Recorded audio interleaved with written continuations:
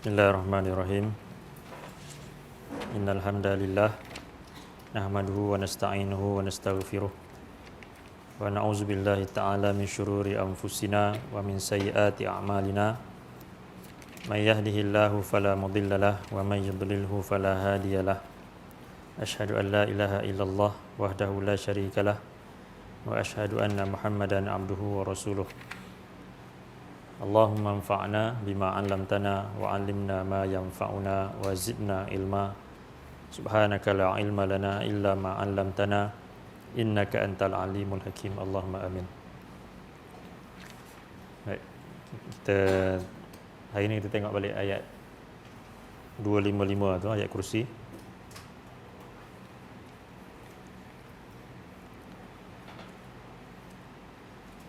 Dia baca ayat tu, Iman.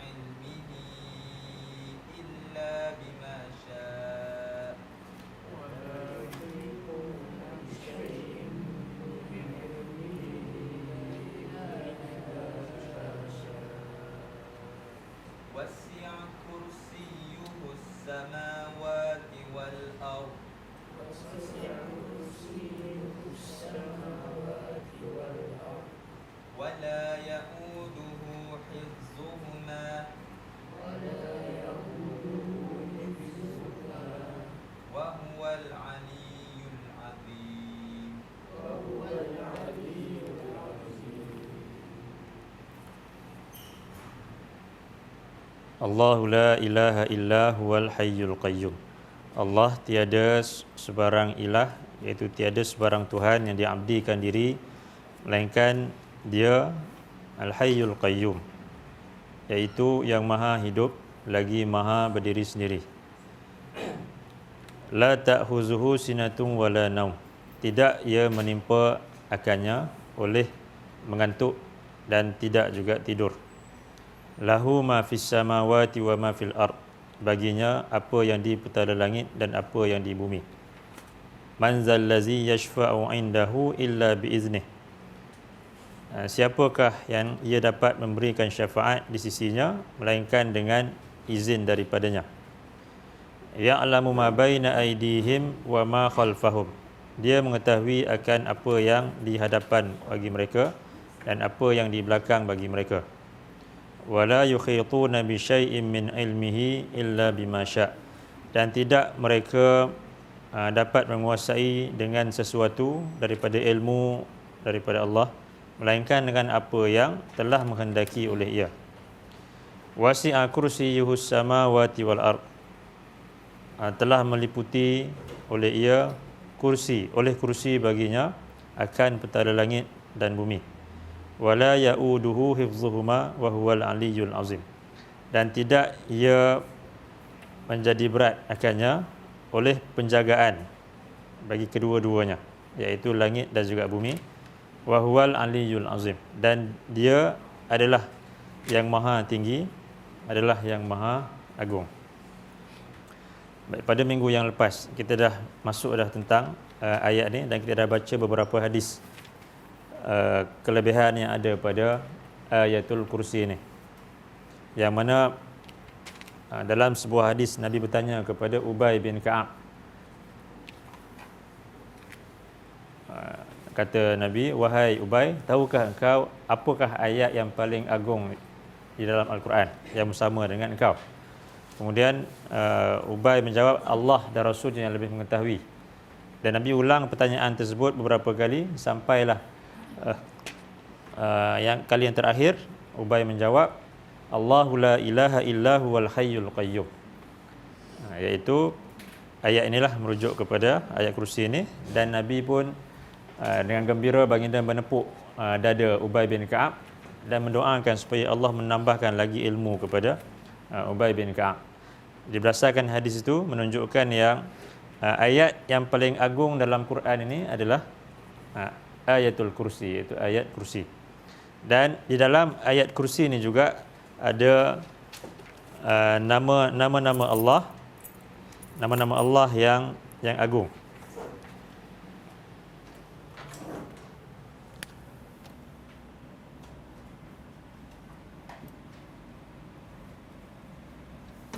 Nabi menyebutkan dalam ayat kursi ini ada Ismullahil A'zam, itu nama Allah yang paling agung.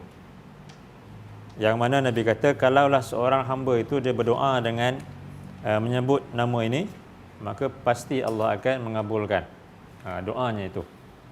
Jadi kalau tengok dalam ayat ni, Allah sebutkan, Allahu la ilaha illa huwal hayyul qayyum.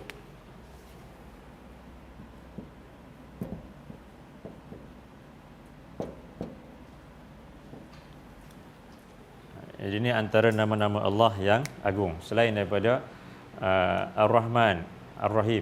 Dalam matan yang lain menyebutkan ada dua ayat, iaitu La ilaha illa huwar rahmanur rahim, itu satu. Yang keduanya yang ni, iaitu La ilaha illa huwal hayyul qayyum. Dan begitu juga ada beberapa doa yang Nabi ajarkan dalam hadis-hadis baginda. Contohnya, Ya Hayyu Ya Qayyum bi rahmatika astaghith.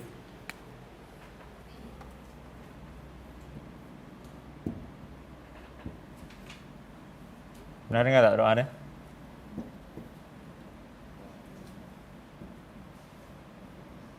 Dan biasa dibaca zikir pagi dan petang kan?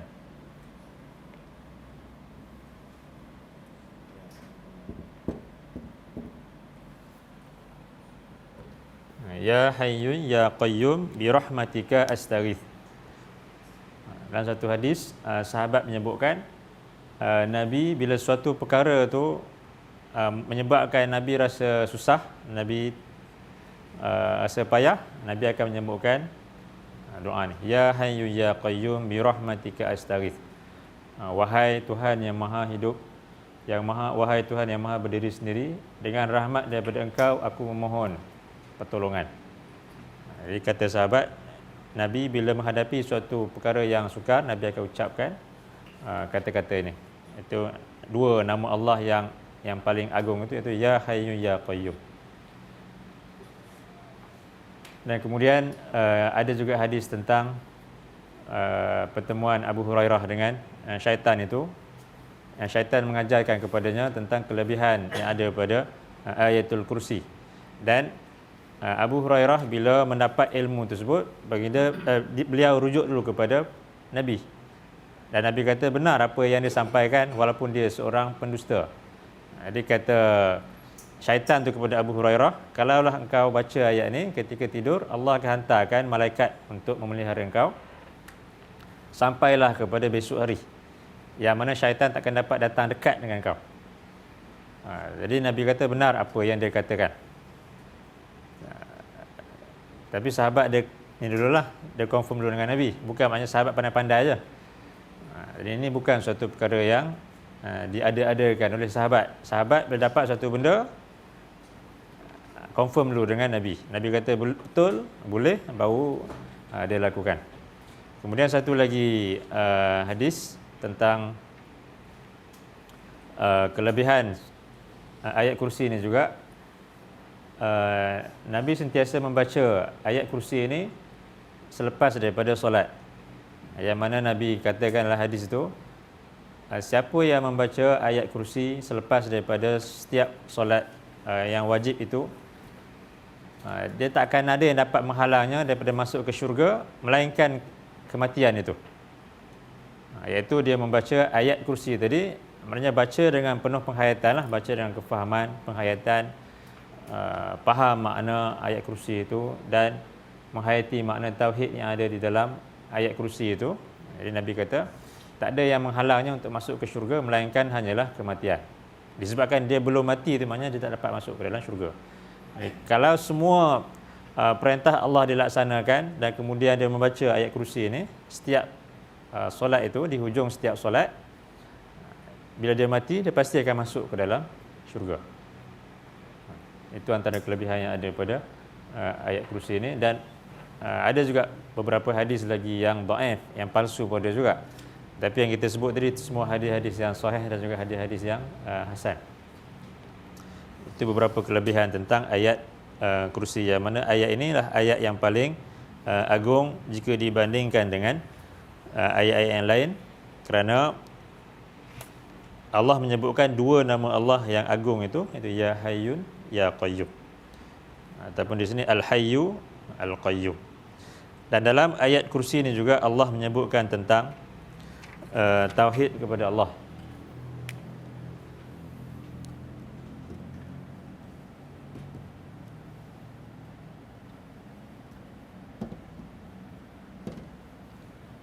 Kalau tengok dalam ni, Allah sebutkan nama dia di situ, Allahu. Ini nama yang paling agung sekali, Allah lah. Allah. Kemudian Allah sebutkan tentang ilah.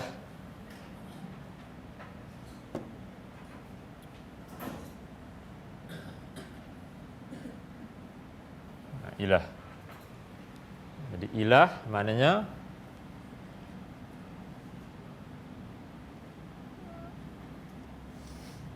ma'bud bihaq, iaitu ilah tu maknanya yang diabdikan diri dengan sebenar-benarnya.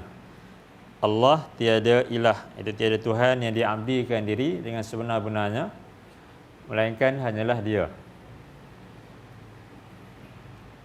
Daripada sinilah yang kita kata sebagai tauhid. Bila sebut tauhid tu uluhiyah.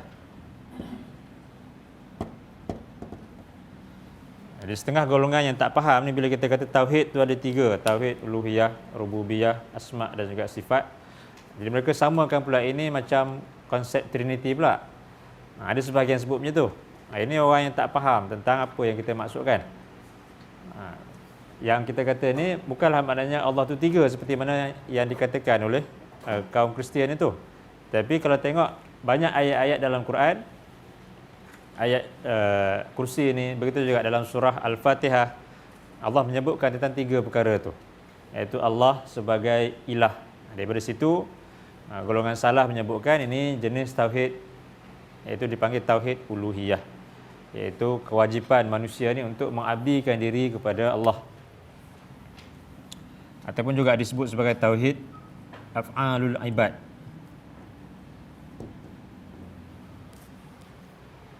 Tauhid af'alul ibad, iaitu tauhid kita mengesakan Allah melalui perbuatan-perbuatan manusia itu, iaitu dengan ibadah kita kepada Allah.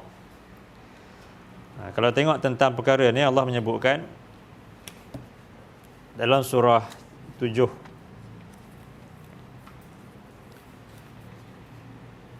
ayat 140.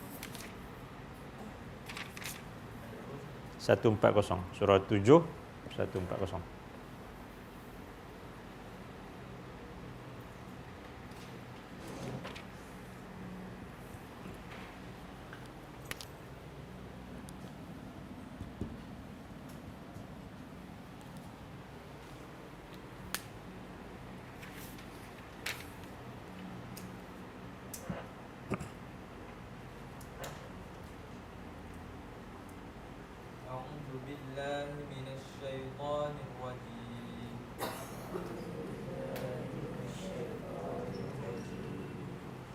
قال أغير الله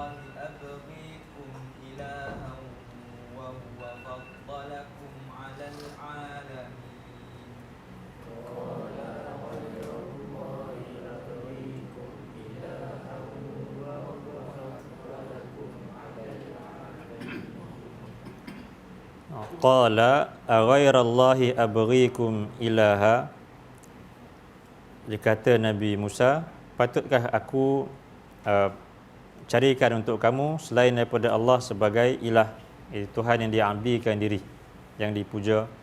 Wa huwa faddalakum 'alal alamin, sedangkan dialah yang telah memberikan kelebihan kepada kamu ke atas sekalian alam ini. Kalau tengok ayat sebelum tu 138 tu,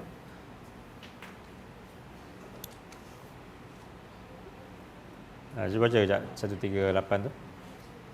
وجاوزنا ببني إسرائيل البحر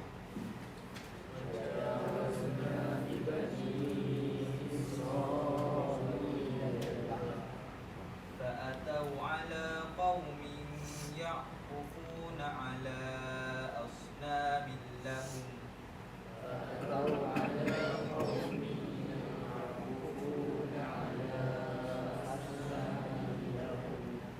قالوا يا موسى اجعل لنا إلها كما لهم آلهة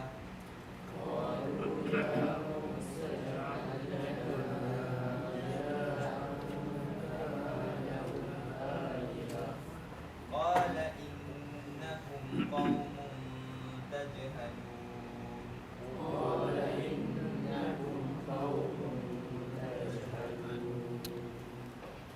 Wajawazna bi bani Israil al-bahr, dan kami selamatkan kaum Bani Israel untuk menyeberang lautan itu. Fa'atau ala qaumin ya'qufuna ala asnamin lahum, lalu mereka sampai kepada suatu kaum yang mereka sedang memuja patung-patung milik mereka. Qalu ya Musa ij'al lana ilahan kama lahum alihah. Lalu kata mereka, iaitu kata kaum Bani Israel, wahai Musa, buatkanlah untuk kami ini satu Tuhan, untuk kami abdikan diri, untuk kami sembah, untuk kami puja. Kama lahum alihah, seperti mana mereka ada, seperti mana Tuhan-Tuhan milik mereka, iaitu Tuhan yang mereka abdikan diri itu. Qala innakum qaumun tajhalun. Kemudian kata Nabi Musa, sesungguhnya kamu ini adalah suatu kaum yang bodoh, yang jahil. Di sini menjelaskan makna ilah, iaitu ilah ini merujuk kepada Tuhan yang diabdikan diri oleh manusia melalui perbuatan manusia itu, iaitu perbuatan manusia ni untuk memuliakan, kemudian berdoa, meminta, mengagungkan, menunjukkan segala perbuatan dari segi solatnya, dari segi ibadah yang bersifat fizikal itu. Jadi itu semua merujuk kepada menerima Allah sebagai ilah. Dan ini yang ditolak oleh kaum Quraisy. Jadi sebab itu bila dalam kalimah syahadah tu disebutkan la ilaha illallah, dia tak sebut Rabb tapi ilah. La ilaha illallah, dia tak sebutkan la rabba illallah. Kerana Rabb itu dah diterima dah ketika itu oleh kaum Quraisy. Tapi ilah, Allah sebagai ilah, itu tidak. Mereka ada Tuhan yang lain yang mereka berdoa, yang mereka minta, iaitu bahala-bahala mereka itu, seperti mana kisah kaum yang dijumpai oleh kaum Bani Israel ini. Dan kalau kita lihat setiap Nabi dan juga Rasul yang Allah utuskan, seruan mereka ini semuanya sama, iaitu la ilaha illallah.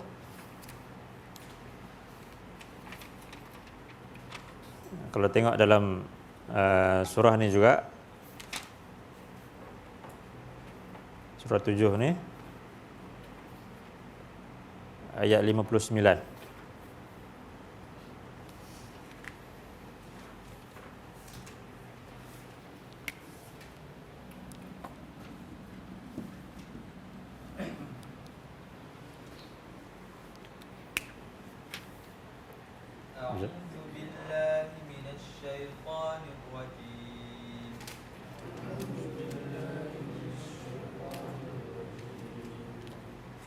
لقد أرسلنا نوحا إلى قومه فقال يا قوم اعبدوا الله ما لكم من إله غيره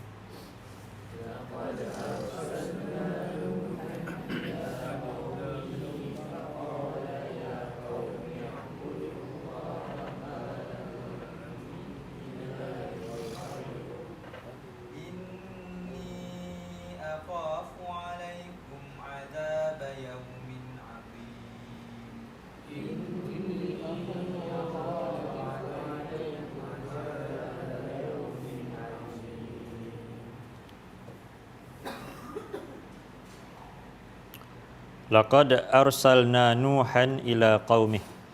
Benar-benar pasti kami telah mengutuskan Nabi Nuh kepada kaumnya. Jadi Nabi Nuh ni disebutkan dalam satu hadis sebagai ini Rasul yang pertama yang Allah utuskan. Kerana syirik yang berlaku pertama kali berlaku ketika zaman Nabi Nuh ni. Itu syirik yang pertama kali berlaku ketika zaman Nabi Nuh. Jadi ketika zaman Nabi Adam, walaupun kita baca macam kisah anak Nabi Adam yang membunuh adiknya tu, dia tak mensyirikkan Allah, dia cuma buat dosa yang besar lah, iaitu membunuh. Tapi dari segi syirik itu dia bermula ketika zaman Nabi Nuh. Selepas Nabi Adam ada di kalangan anak-anak dia tu yang menjadi Nabi. Tapi Rasul yang pertama adalah Nabi Nuh. Dan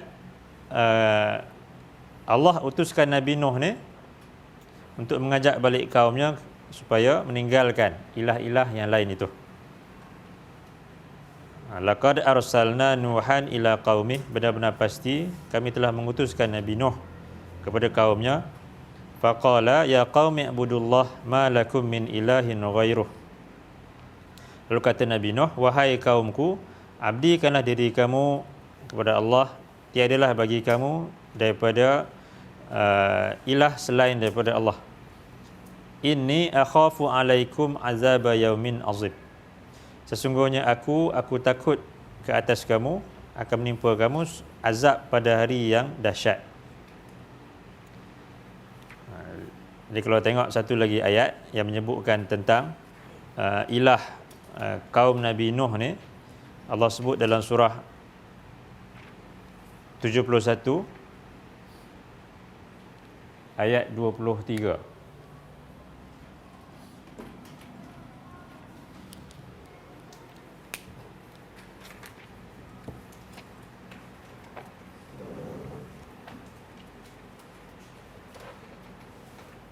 أعوذ بالله من الشيطان الرجيم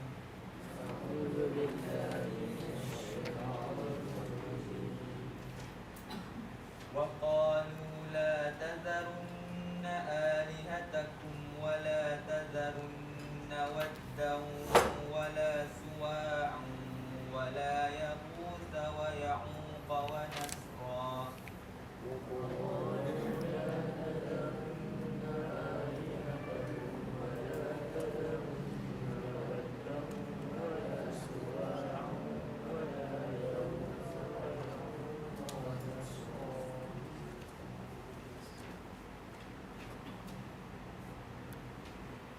وقالوا لا تذرن آلهتكم ولا تذرن ودا ولا سواعا ولا يغوث ويعوق ونسرا. Dan kata mereka, janganlah sekali kamu meninggalkan Tuhan-Tuhan kamu, itu Tuhan-Tuhan yang kamu abdikan diri itu. Wala tazarunna waddan wala suwa'an wala yaghutha wa ya'uqa wa nasra. Dan janganlah sekali-kali kamu meninggalkan wad, dan tidak juga suwa', dan tidak juga yaghuth, dan tidak juga ya'uq, dan tidak juga nasr. Di 5 nama ni, wad, suwa', yaghuth, ya'uq dan juga nasr, itu semua merujuk kepada nama-nama orang-orang yang soleh ketika zaman sebelum daripada zaman Nabi Nuh itu. Yang mana mereka ni sebahagian daripada riwayat menyebutkan adalah anak-anak murid kepada Nabi Idris alaihi salam. Selepas Nabi Idris wafat, baginda meninggalkan 5 orang ini, anak muridnya ni, yang menjadi ulama kepada kaum mereka. Dan kemudian selepas daripada kematian kelima-lima orang ini, mereka pada asalnya membuat lukisan sebagai tanda penghormatan kepada 5 orang ulama ini. Tapi bila lama kelamaan daripada lukisan tadi, dia menjadi patung yang asalnya bukanlah patung yang disembah. Kemudian daripada situ dijadikan sebagai patung yang besar, kemudian dijadikan sebagai sembahan.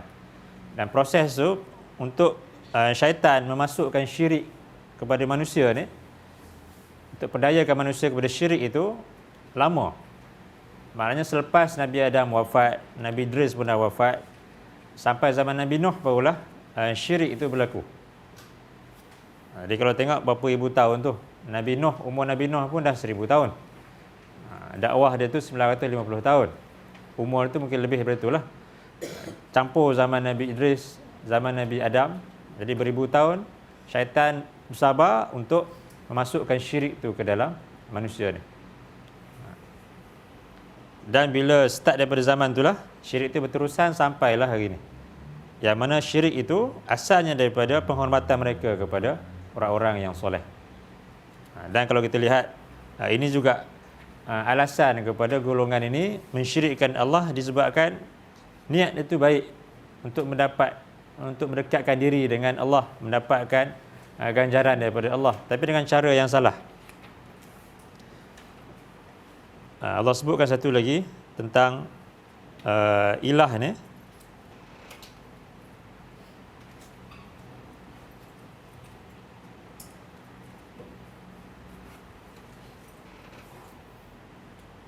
Dalam surah 39.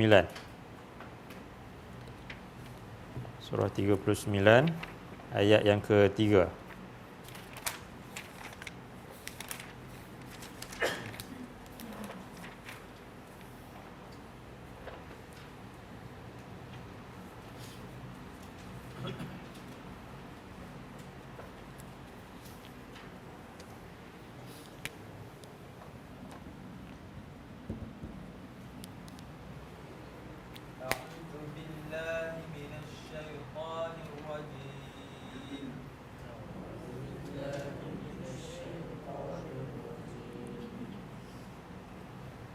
ألا لله الدين الخالص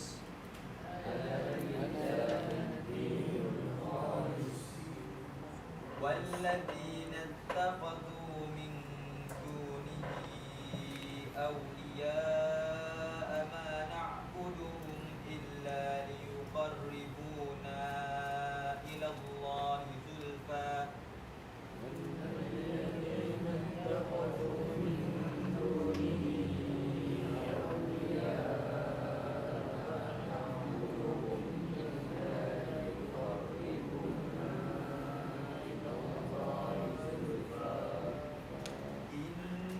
الله يحكم بينهم فيما هم فيه يختلفون إن الله يحكم بينهم فيما هم فيه يختلفون إن الله لا يهدي من هو كاذب كفار إن الله لا يهدي من هو كاذب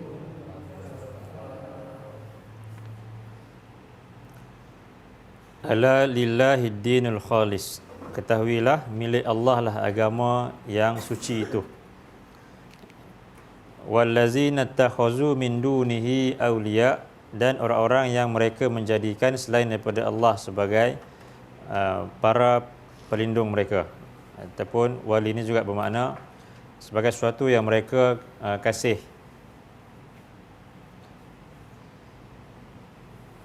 Ma na'buduhum illa liyuqarribuna ilallahi zulfa.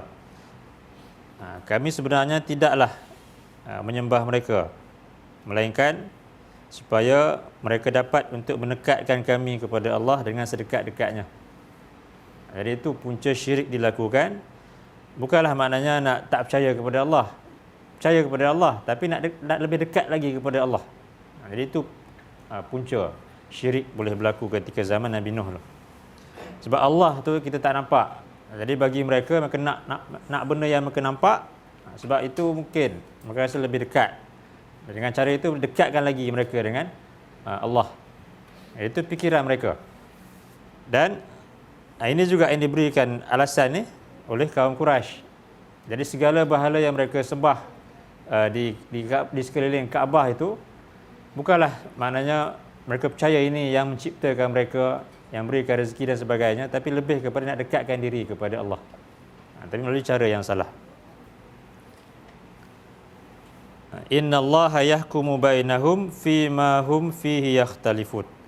Sesungguhnya Allah, dia akan memutuskan hukum di antara mereka pada apa yang mereka di dalamnya mereka berselisih. Innallaha la yahdi man huwa kazibun kafar. Sesungguhnya Allah, dia tak akan berikan petunjuk kepada siapa yang pendusta dan kepada siapa yang dia sangat-sangat ingkar. Jadi ini yang disebutkan sebagai ilah yang selain daripada Allah, yang tujuan asalnya itu untuk dekatkan diri kepada Allah dengan lebih dekat, tapi melalui jalan yang salah. Jadi itu yang berlaku ketika zaman Nabi Nuh, begitu juga ketika zaman Nabi-Nabi yang lain. Jadi sebab itu setiap Nabi dan Rasul itu Allah utuskan mereka ini semuanya mengajak kepada la ilaha illallah, tinggalkan ilah selain daripada Allah itu. Dan ilah itu bukan sekadar dalam bentuk patung berhala itu semata-mata. Dia juga boleh dalam bentuk-bentuk yang lain, termasuklah dalam bentuk manusia, atau mungkin dalam bentuk harta benda dan sebagainya. Itu juga termasuk dalam ilah yang dianggap sebagai suatu perkara yang lebih diutamakan, lebih daripada Allah. Itu antara makna ilah, yang lebih dicintai, lebih diutamakan, lebih daripada cinta kepada Allah. Allah sebutkan dalam surah 2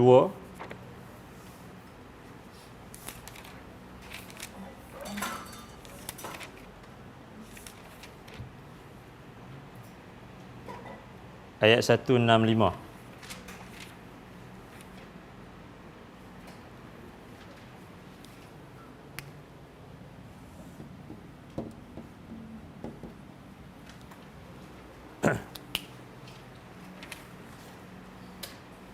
أعوذ بالله من الشيطان الرجيم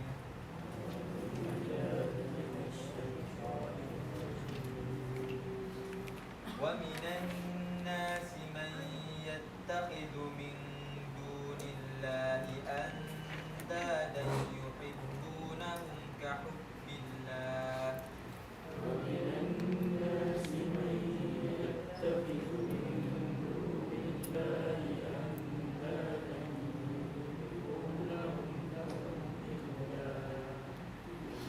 والذين آمنوا أشد حبا لله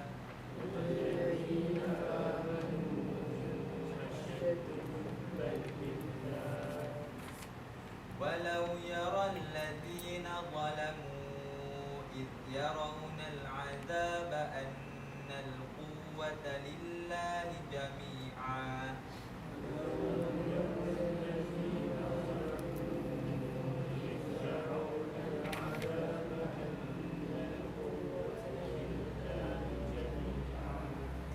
وأن الله شديد العذاب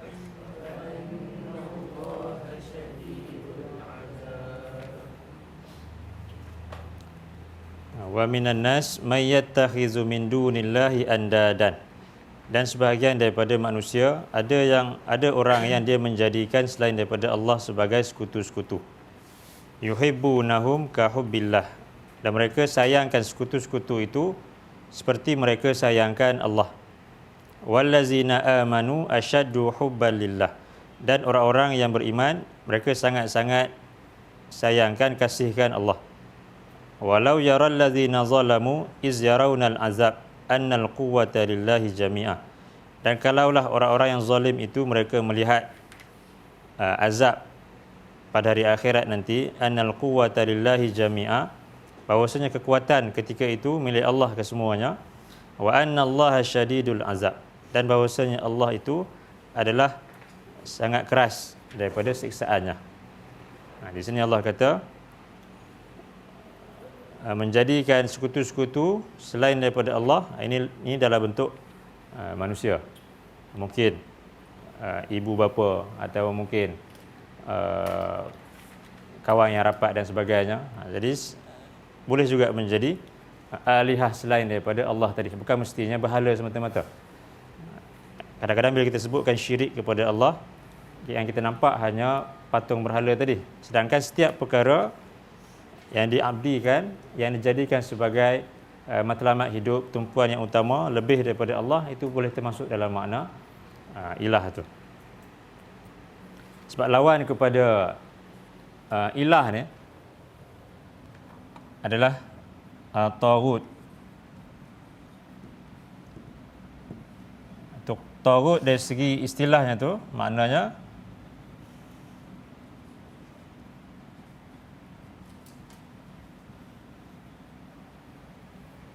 kullu ma'ubida min dunillah. Jadi setiap perkara yang diabdikan diri, yang disembah, yang dipuja selain daripada Allah.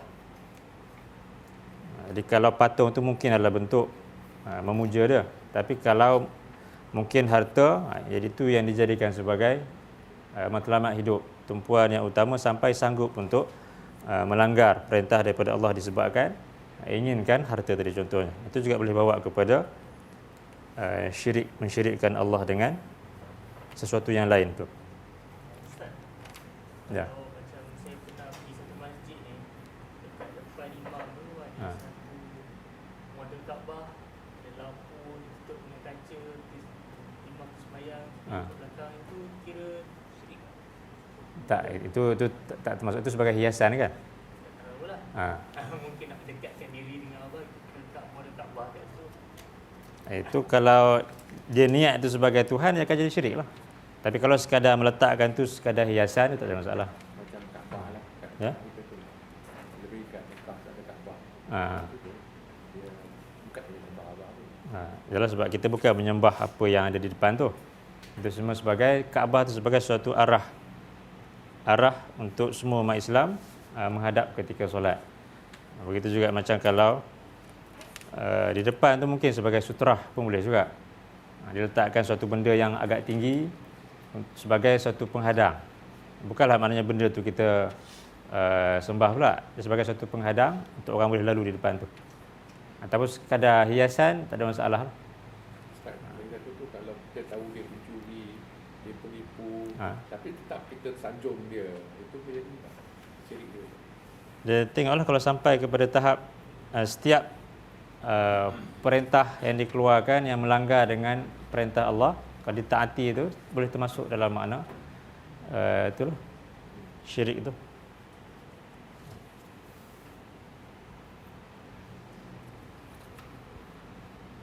Tapi kita tak bolehlah mengkafirkan seseorang itu secara spesifik. Cuma kita boleh sebutkan secara umum begitu. Tapi nak mensyirikkan orang secara spesifik, itu bahaya. Macam kisah Syiah ni, ramai yang berkafir, Ha. tapi dia orang mungkin dia orang politik tu berbeza, tapi dia orang solat menyembah Allah itu. Tapi yang dengar tu ada imam-imam yang nak kata semua yang saya rasa tu dah bid'ah pada anak saya. Tapi ada orang tu kafir Syiah. Dia secara umumnya kalau tengok pegangan Syiah tu, kalau sampai kepada mendakwa imam tu tahu benda yang gaib, itu dah bawa kepada syirik lah. Sebab menyamakan dia dengan Allah. Kan ikut kepercayaan mereka ni, imam tu tahu benda yang gaib. Jadi yang tahu benda yang gaib ni hanya Allah. Jadi bila menyamakan tu jadi syirik lah. Tapi kalau orang yang, kadang-kadang orang yang di bawah ni dia tak faham pun sampai macam tu sekali.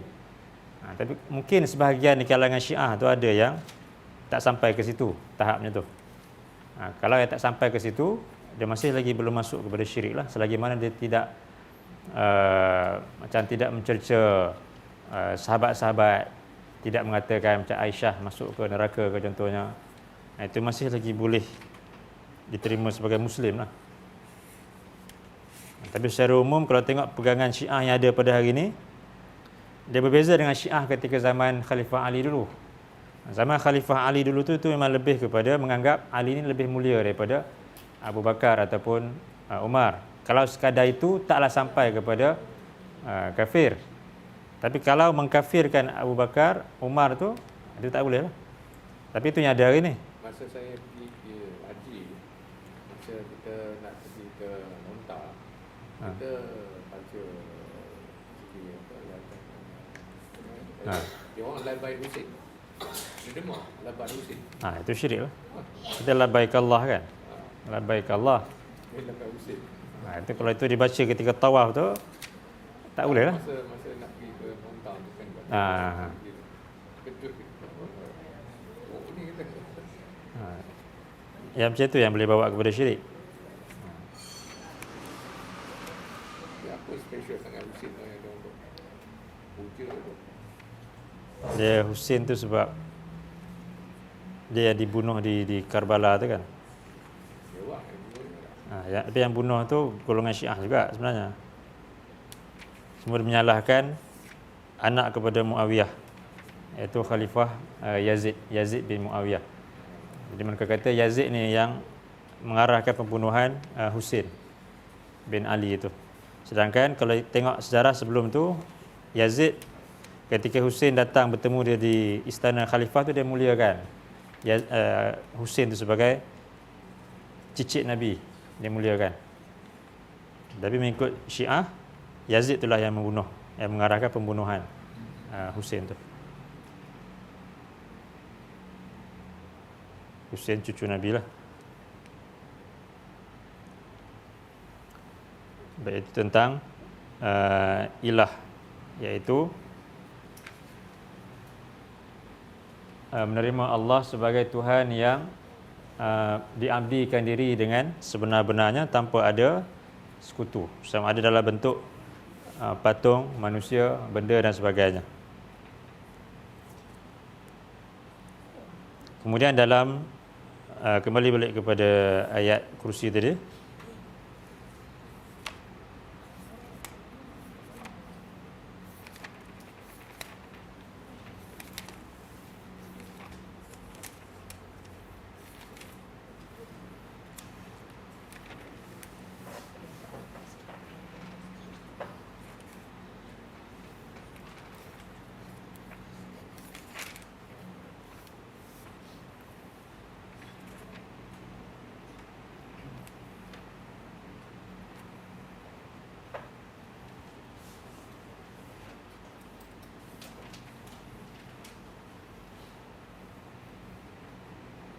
Allah menyebutkan selepas tu Al-Hayyu Al-Qayyum. Itu sebahagian daripada nama-nama ataupun sifat-sifat Allah. Begitu juga la ta'khuzuhu sinatun wala naum tu, perasaan mengantuk dan tidak juga tidur tidak menimpa Allah. Allah tidak mengantuk dan tidak juga tidur. Itu juga sebahagian daripada sifat Allah. Itu jenis tauhid yang ketiga, iaitu tauhid al-asma' wa sifat. Allah sebut di sini seterusnya, lahu ma fis samawati wa ma fil ard. Milik Allah lah apa yang ada di petala langit dan apa yang ada di bumi ini. Itu dipanggil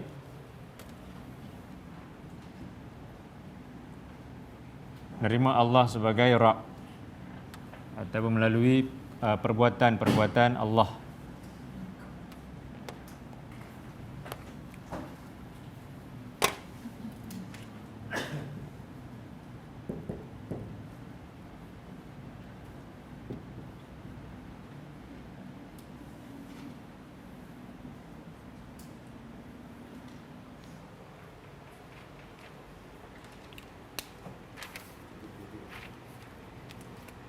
Ya, ini kalau tengok dalam surah 29,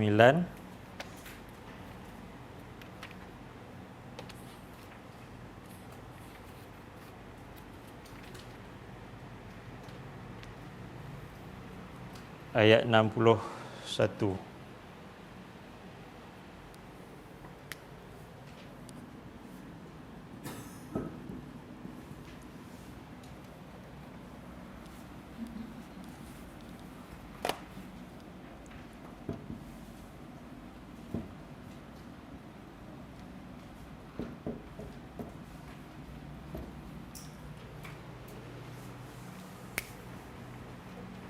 أعوذ بالله من الشيطان الرجيم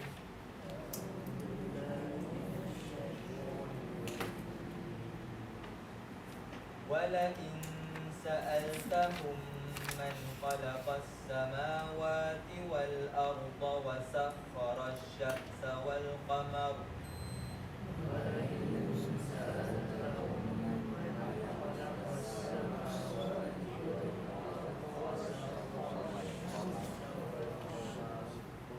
ليقولن الله فأنى يؤفكون.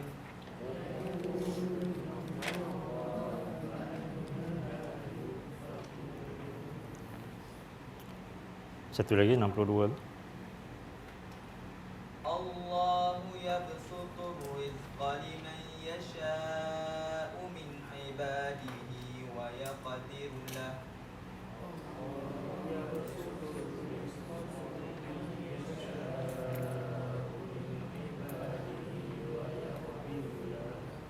إن الله بكل شيء عليم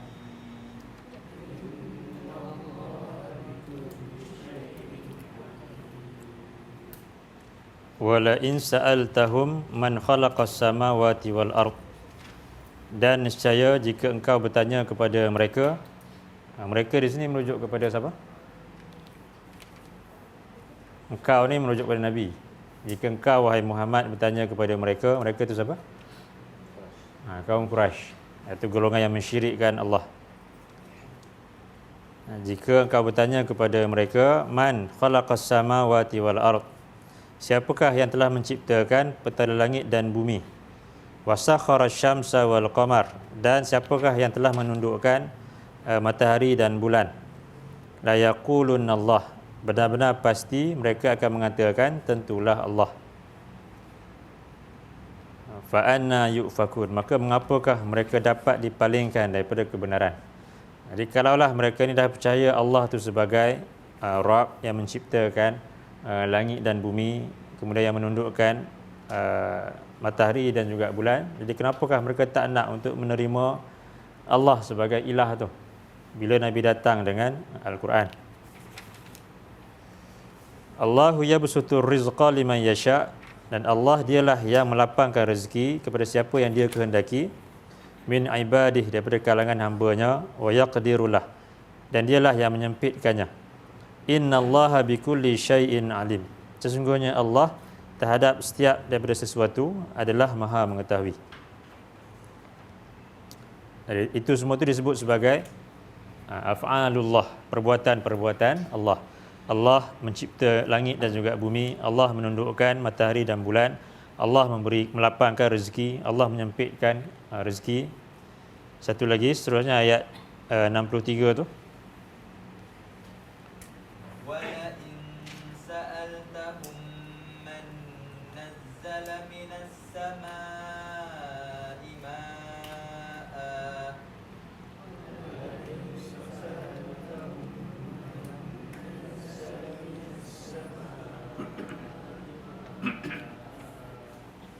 من نزل من السماء ماء فأحيا به الأرض من بعد موتها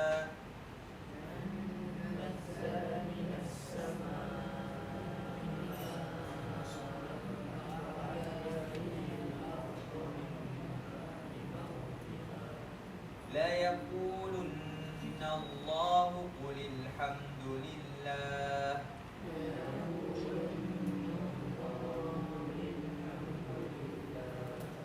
بل أكثرهم لا يعقلون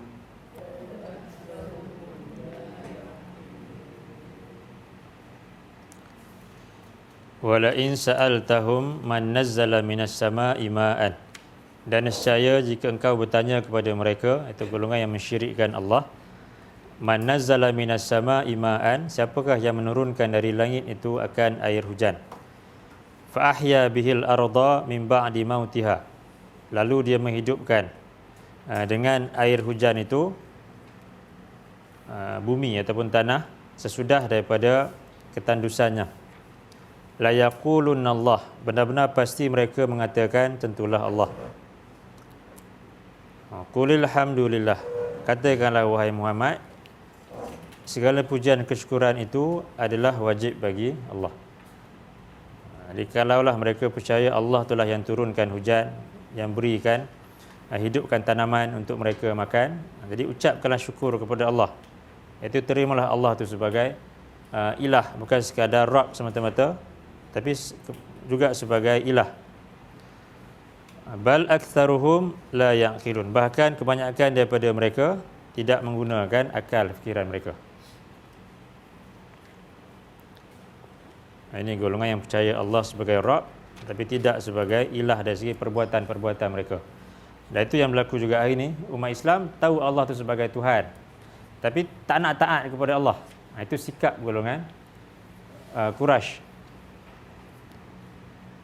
isu yang penggunaan perkataan Allah tu Kristian jadi hangat kat Malaysia ni macam mana? Jadi kalau ikut orang tahu tu Allah punya cipta, tapi ada golongan tak bagi dia orang pakai nama Allah, perkataan Allah. Kita Arab memang walaupun Kristian pun dia gunakan Allah juga. ya, Betul. dia kalau ikut dari segi hukum Kristian kalau nak panggil nama Allah tu tak ada masalah, sebab Allah sendiri sebutkan mereka mengatakan Allah tu 3 kan. Dari segi hukum agama ni kalau Kristian ke Yahudi ke nak kata Tuhan mereka Allah, biarlah, tak ada masalah. Cuma kalaulah tujuan mereka tu nak timbulkan salah faham, keraguan kepada umat Islam di Malaysia ni contohnya, kenapa sekarang pula tiba-tiba nak tukar kalimah tu? Mungkin ada sebab di sebalik tu, kena tengoklah. Kalau mungkin ada sebab-sebab yang lain tu untuk timbulkan kekeliruan, untuk sebagai nak luaskan lagi dakwah mereka kepada umat Islam tu, iaitu pihak berkuasa ni adalah sebab untuk tak berikan kebenaran tu kepada mereka. Tapi kalau kira dari segi hukum, bolehlah, tak ada masalah. Tak boleh kita pula nak halang. Kita kata orang Kristian kata Tuhan saya adalah Allah, tak boleh cakap macam tu. Tuhan kau ni Jesus, kita lah salah cakap macam tu kan. Kalau nak cakap secara macam tu, secara peribadi dia nak sebut macam tu, tak apalah, tak ada masalah.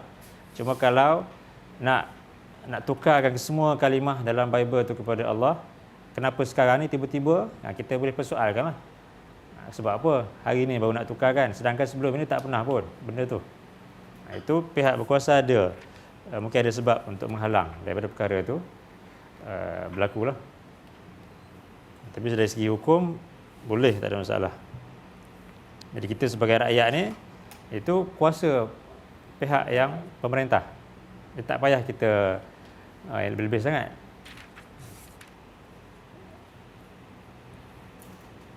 Kalau nak kira penggunaan Allah tu daripada dulu lagi dah.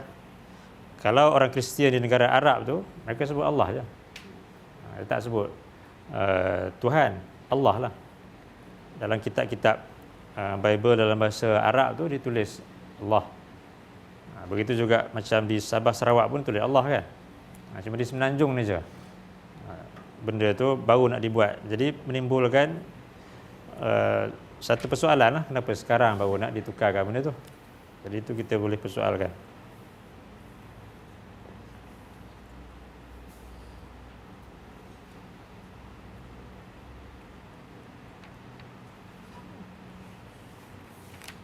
Tapi kalau umat Islam ni dia sendiri baca Quran, faham isi kandungan Quran tu, tak perlu risau pun sebenarnya. Baca Bible yang tulis Allah tu, takkanlah Tuhan nak percaya pada Bible tu. Sedangkan umat Islam ni Quran pun dia tak peduli kan, tiba-tiba boleh percaya pula pada Bible tu. Quran pun tak baca, tiba nak baca Bible. Tak mungkin rasanya. Kecuali orang yang memang betul-betul tak gunakan akal lah.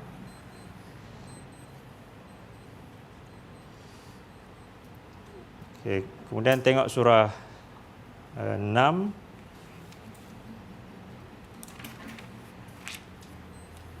ayat 164.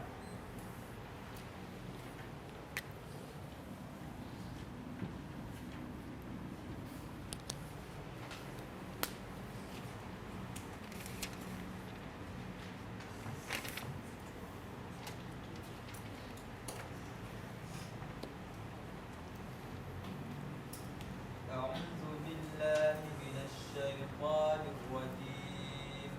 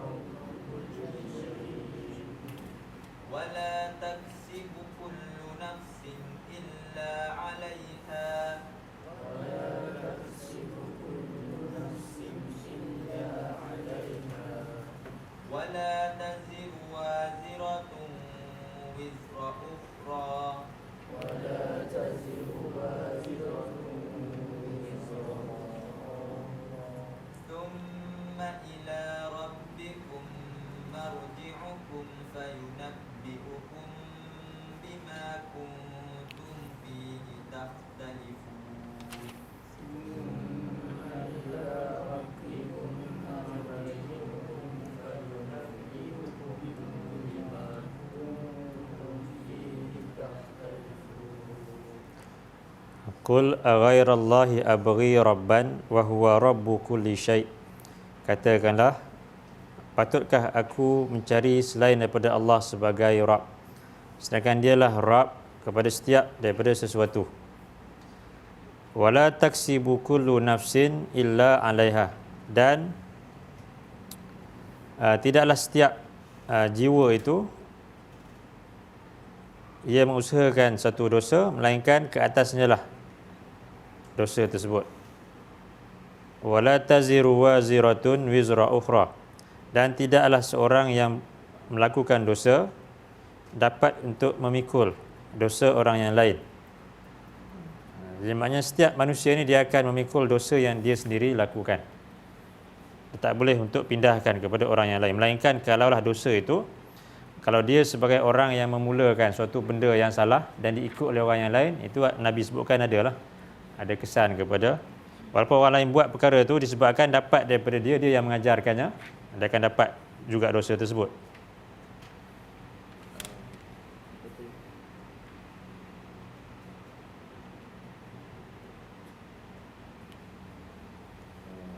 Amal jariah, satu tu mungkar jariah. Yang orang guna SMS ke apa atau WhatsApp forward fitnah. Selagi dia dah mati tu, kalau benda tu masih pusing lagi, dia dapat mungkar jariah terus sampai berterusan lah, akan berterusan. Kalau punca tu datang daripada dia, macam anak Nabi Adam yang membunuh adik ataupun abangnya tu, dia yang menjadi contoh kepada manusia yang datang selepas daripada itu. Nabi sebutkan setiap orang yang membunuh, yang melakukan pembunuhan, dia akan dapat dosa kepada anak Nabi Adam tu, sebab dia yang memulakan perbuatan tu. Itu kesan kepada orang yang buat perkara yang dosa kemudian diikut oleh orang yang lain. Itu Nabi sebutkan adalah dia akan tanggung dosa tersebut. Dosa sebagai orang yang mengajarkan perkara yang salah tu.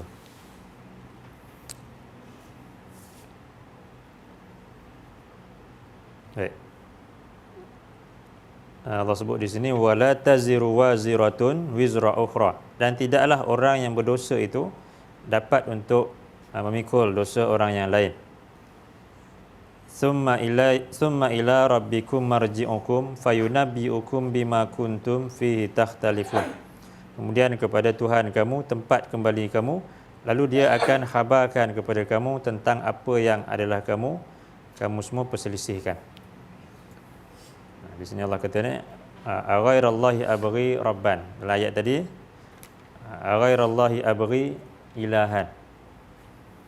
Itu yang kedua, menerima Allah sebagai Rabb. Dan ini ada juga pada golongan yang musyrik, golongan yang mensyirikkan Allah, tapi percaya Allah sebagai Tuhan yang menciptakan alam ini. Baik, kemudian kembali balik kepada ayat kursi tadi.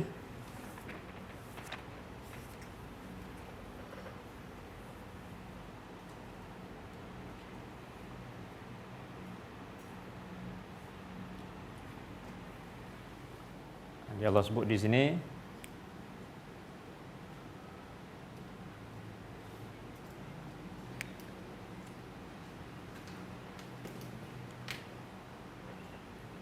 di awal tadi Al-Hayyu Al-Qayyum. Itu sebahagian daripada Al-Asma' was Sifat.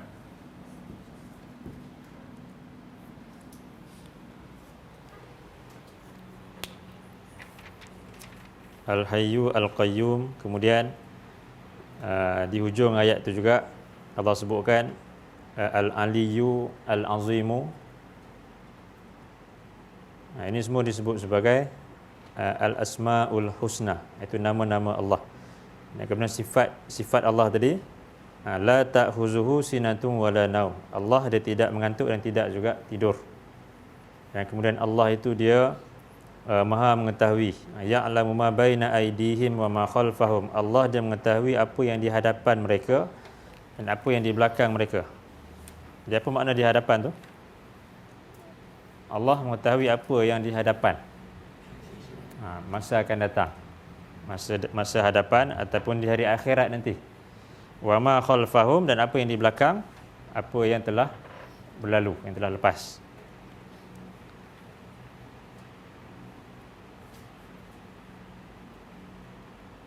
Dan ini ada Allah sebut dalam surah 7 ayat 180.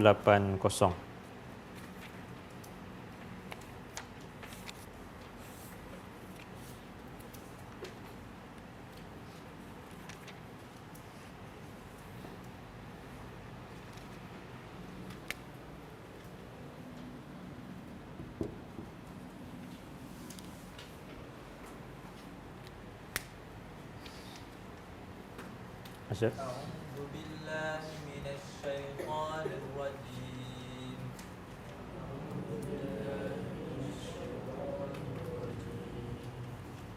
ولله الأسماء الحسنى فادعوه بها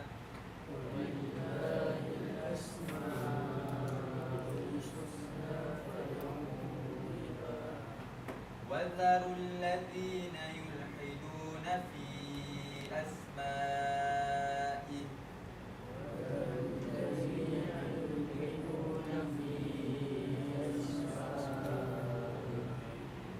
سيجزون ما كانوا يعملون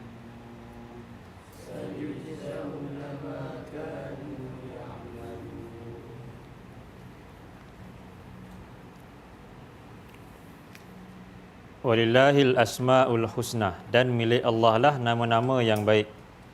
Fad'uhu biha, maka berdoalah kamu semua dengannya. Wazarul lazina yulhiduna fi asma'ih, dan tinggalkanlah golongan yang mereka menyimpang dalam menggunakan nama-nama Allah itu. Yang mana ketika dulu mereka meletakkan berhala-berhala tersebut dengan nama-nama Allah. Itu antara makna yulhiduna di situ, iaitu mereka meletakkan contohnya berhala Al-Uzza itu daripada kalimah Al-Aziz. Mereka tukarkan kepada nama perempuan.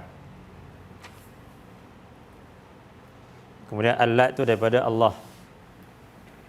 Satu lagi Lata, Uzza, ada satu lagi berhala tu.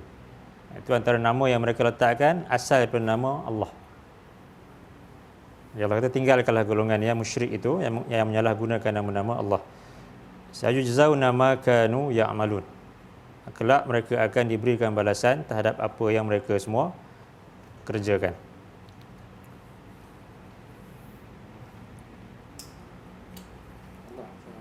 Ustaz, yang ini kalau kita mulakan doa, macam kalau biasa menggunakan alhamdulillah dengan wassalat wassalat syafiyah Allahumma salli ala Muhammad.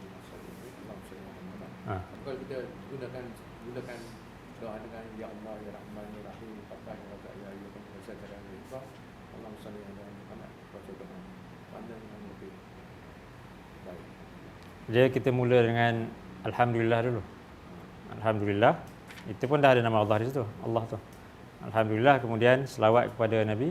Kemudian baru kita teruskan dengan doa-doa tu lah. Sebutkan nama Asmaul Husna tu dan sebutkan doa kita tu. Tapi untuk buka doa kita dengan alhamdulillah.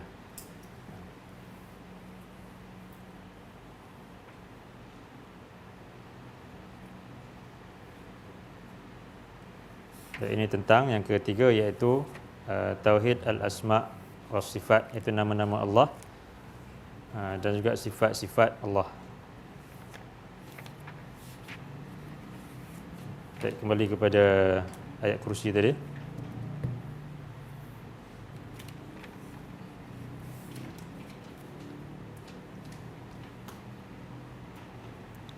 Dan Allah juga menyebutkan di sini tentang syafaat.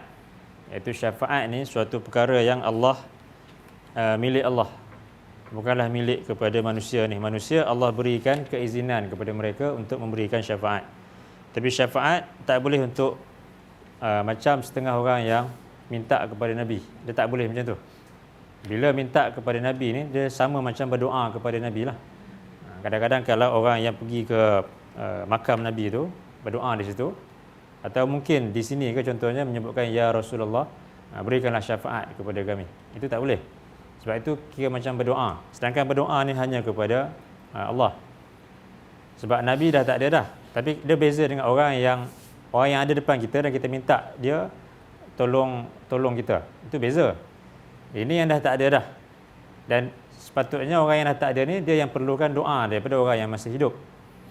Jadi sebab tu bila tentang syafaat ni, Allah berikan beberapa golongan kelebihan berikan syafaat. Yang paling besar adalah Nabi SAW lah. Iaitu syafaat di mana pada hari akhirat nanti ketika orang-orang yang beriman menunggu untuk Allah hisap mereka ni terlampau lama sangat. Jadi proses itu masih tak bermula. Dan orang yang beriman sekalipun rasa ini suatu hari yang sukar. Dan mereka jumpa dengan Nabi dan Rasul untuk minta syafaat daripada mereka, dan semuanya tolak kepada Nabi SAW. Dan Nabi bertemu dengan Allah, sujud, kemudian Nabi minta keizinan daripada Allah untuk berikan syafaat kepada manusia ni, dan Allah izinkan. Jadi ketika itulah selepas daripada itu barulah Allah berikan syafaat kepada yang lain seperti para malaikat, seperti orang-orang yang beriman, seperti anak yang meninggal ketika kecil, berikan syafaat kepada kedua ibu dan bapanya. Kemudian orang yang mati syahid fisabilillah, ada juga kelebihan untuk berikan syafaat kepada orang-orang yang lain. Tapi orang yang akan mendapat syafaat itu, dia juga mestilah orang yang Allah beri izin kepada dia. Itu orang yang tidak mensyirikkan Allah. Dan kalau orang yang mensyirikkan Allah, dia tak akan dapat untuk terima syafaat. Jadi kalau orang yang minta syafaat daripada Nabi itu, dia nak akan syafaat tapi mensyirikkan Allah dengan Nabi, dia takkan dapat syafaat lah. Begitu juga minta syafaat, berdoa kepada orang yang wali dan sebagainya pun sama jugalah, dia takkan dapat syafaat pertolongan itu. Jadi kena faham konsep syafaat, khususnya syafaat daripada Nabi. Kadang-kadang orang faham minta daripada Nabi, cukup sekadar berselawat ke atas Nabi akan dapat syafaat. Walaupun yang lain tu tak kisah, buatlah benda apa sekalipun, yang penting selawat kepada Nabi. Syirik ke bid'ah dan sebagainya semua boleh buat.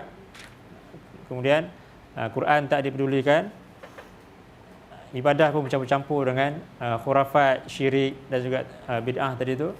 Kemudian selawat kepada Nabi akan dapat syafaat. Itu satu pemahaman yang salah. Macam banyak habis-habis ni, banyakkan selawat, tapi tidak kubur. Dia tak boleh lah macam tu. Kalau kita pergi kubur, kita doakan untuk dia, itu boleh. Tapi terbalik, kita pergi kubur, kita pula minta dia berikan pertolongan pula kepada kita. Itu yang syirik. Bukan tak boleh pergi kubur, boleh pergi kubur. Kalau pergi melawat untuk kita doakan dia, bagi salam pada ahli kubur, itu memang satu sunnah Nabi lah. Tapi kalau kita minta panggil pula nama dia, mak kita ke yang dah tak ada, ataupun orang soleh, guru ke dan sebagainya, untuk berikan pertolongan kepada kita, itu dah termasuk dalam syirik lah.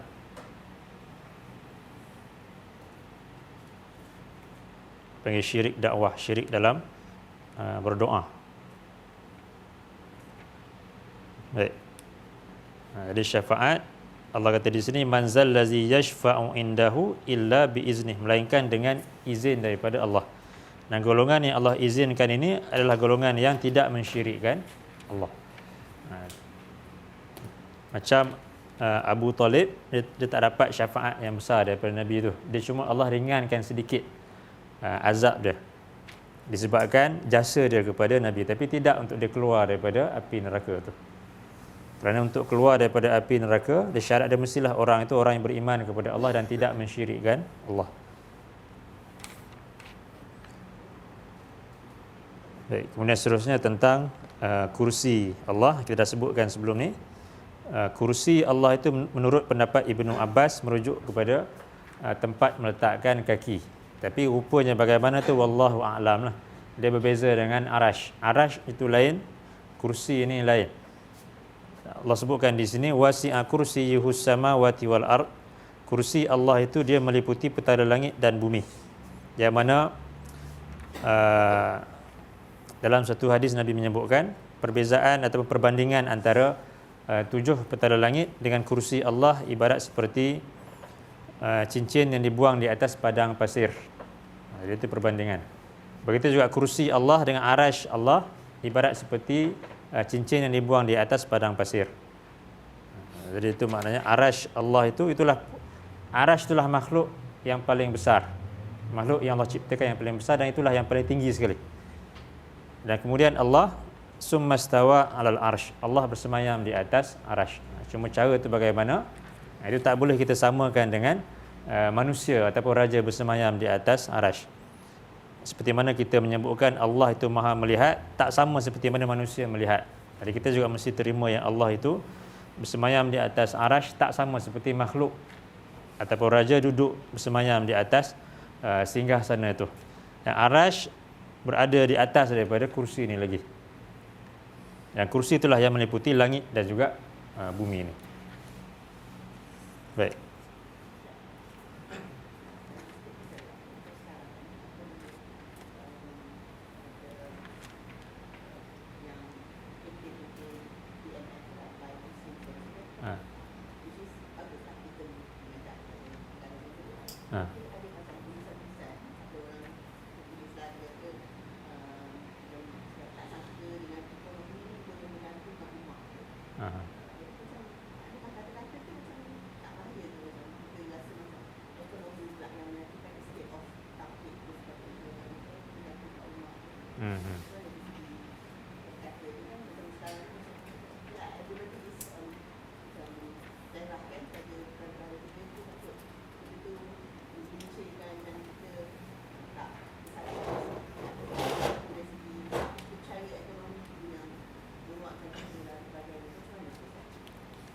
Dia macam seruan untuk BMF tu tak adalah satu. Kita pun kata ini satu usaha yang baik lah untuk utamakan ekonomi Muslim, barang buatan Muslim.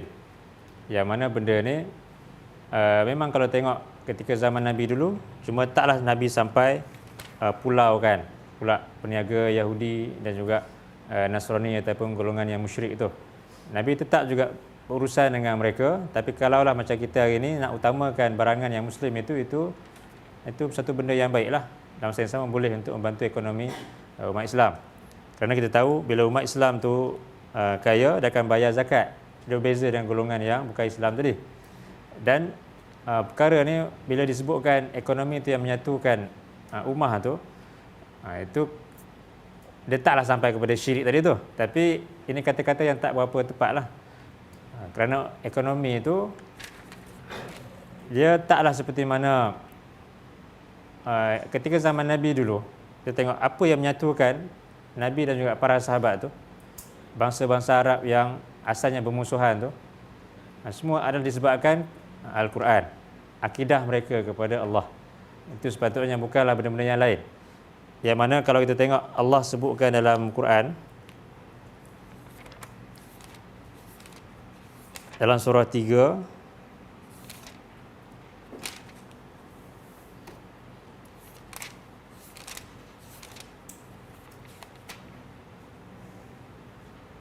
ayat 103.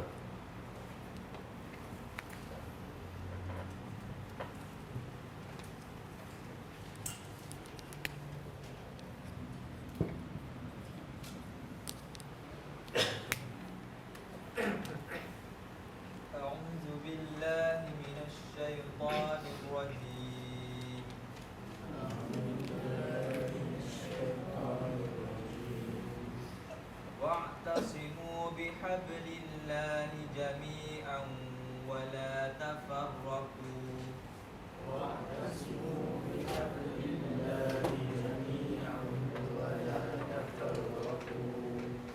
واذكروا نعمة الله عليكم إذ كنتم أعداء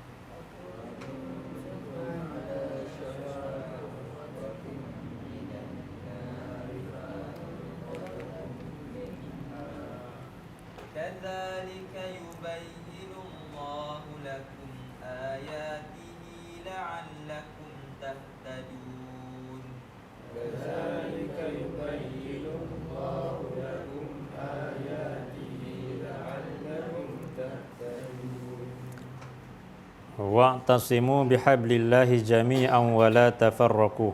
Dan berpegang teguhlah kamu dengan tali daripada Allah kesemuanya. Jadi tali daripada Allah itu merujuk kepada kitab yang Allah turunkan. Dia berpeganglah kepada Quran itu kesemuanya. Itu kesemua isi kandungannya. Wala tafarraqu, dan janganlah kamu berpecah belah. Wazkuru ni'matallahi alaikum, dan ingatlah kamu semua akan nikmat daripada Allah ke atas kamu. Iz kuntum a'daan, ketika dulu kamu semua adalah saling bermusuh-musuhan. Fa'allafa baina qulubikum, lalu dia menyatukan di antara hati-hati kamu. Disebabkan Quran itu, fa asbahtum bi ni'matihi ikhwana, lalu kamu semua ni dengan nikmat daripadanya, iaitu nikmat Quran yang Allah turunkan itu, jadi kamu semua menjadi ikhwana, bersaudara. Wa kuntum ala syafa khufratin minan nar fa anqazakum minha, dan dulu kamu semua berada di tepi jurang neraka, lalu Allah selamatkan kamu daripadanya. Kazalika yubayyinullahu lakum ayatihi la'allakum tahtadun. Demikian itu dia menerangkan oleh Allah bagi kamu akan ayat-ayat daripadanya supaya kamu semua mendapat petunjuk. Jadi Allah sebutkan di sini perkara yang menyatukan para sahabat dahulu adalah disebabkan Al-Quran yang Nabi sampaikan. Jadi kalau kita sebutkan benda-benda yang lain, ini mungkin bersatu tu sekejap saja, tapi taklah berkekalan, taklah berpanjangan. Mungkin ada orang yang bersatu di atas parti politik ke, ataupun di atas benda-benda yang lain seperti ekonomi dan sebagainya tadi. Itu mungkin boleh, tapi sementara lah, tidak berkekalan. Tapi kalau yang bersatu di atas kebenaran Quran itu, dia akan berkekalan insya-Allah. Baik.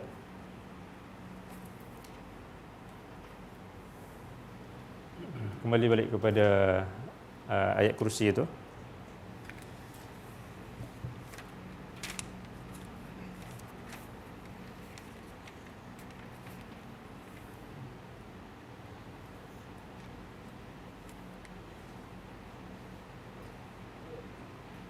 Sikit lagi itu Allah sebutkan lagi, wala yauduhu hifzuhuma wa huwal aliyyul azim, dan tidak menjadi berat kepadanya penjagaan langit dan juga bumi itu.